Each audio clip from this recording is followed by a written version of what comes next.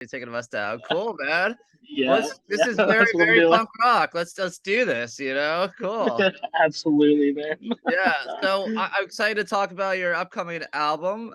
Before we get into Yeah, that, though, here at Bionic Buzz, we're all about people's passion. I wonder where your passion yeah, for music came from that led you on this amazing musical journey with a certain album, a certain live performance, or yeah, something that was natural for you as a child. dude, absolutely. For me, growing up listening to Census Fail was a huge one for me. Let It Unfold You.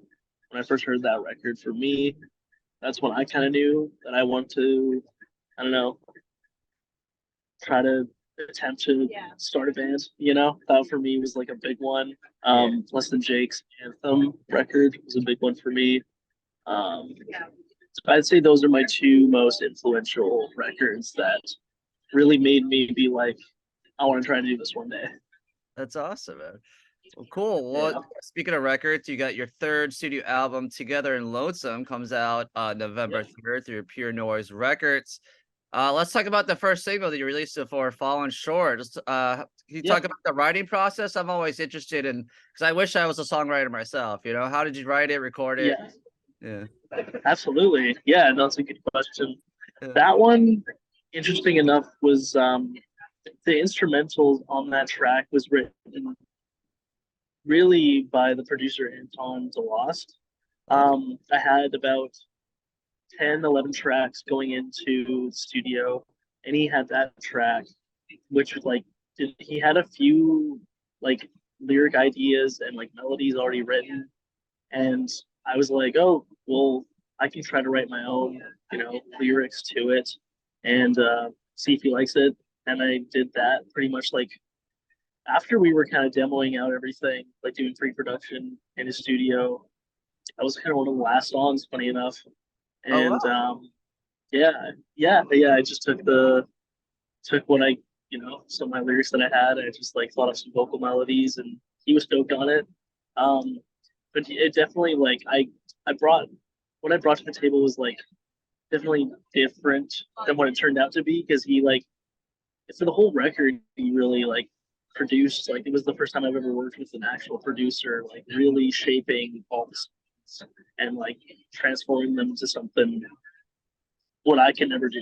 Like he was it was cool to have like another person, like a third party or second party in that case, to really shape things to something different and help me think outside of the box. And he definitely did that.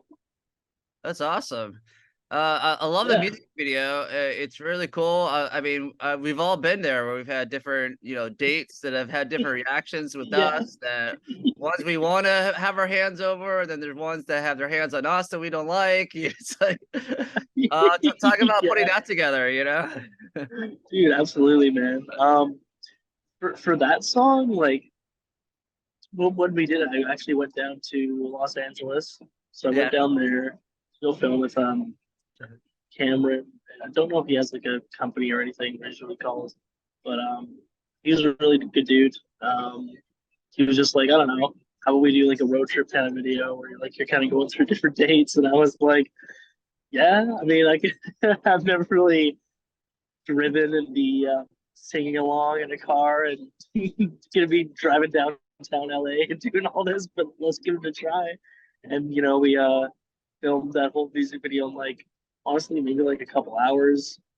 He got together like a bunch of different actresses Uh, and figured out like which like parts like which one of the girls were gonna be like one's gonna be a clingy one, one's gonna be one that's like I don't know, not into it, one's gonna be shy, one's gonna be the one that's like the love interest and it was chill. Everyone was really like the whole team was really, really chill. Everyone was like super friendly, had a lot of fun.